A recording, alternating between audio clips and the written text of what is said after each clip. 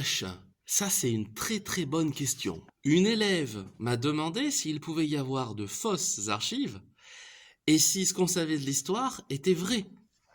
Quelle question prodigieusement intelligente de la part d'une collégienne.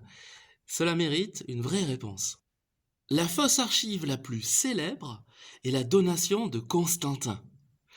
Le pape et l'Église créent une fausse archive pour arnaquer Charlemagne. Oui, oui, oui, tout à fait.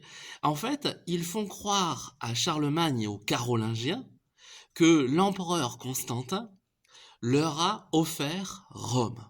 Et ils demandent aux Carolingiens de faire respecter en tant qu'empereur la parole de l'empereur, dont ils sont symboliquement issus. Quelle arnaque! Et dire que aujourd'hui encore, le pape et l'Église catholique possèdent une partie de Rome. C'est vraiment une arnaque qui a parfaitement fonctionné, basée sur de fausses archives. Il y a d'autres fausses archives intéressantes. Martin Allen a écrit un livre qui est paru en 2000 sous le titre français Du roi qui a trahi.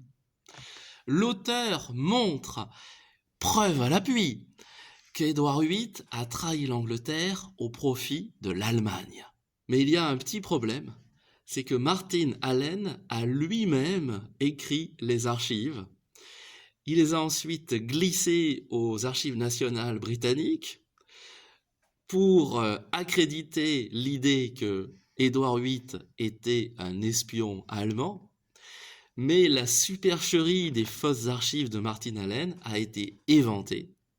Et un archiviste britannique a découvert le subterfuge quand l'historien a tenté de remettre d'autres fausses archives dans les cartons dédiés à Édouard VIII.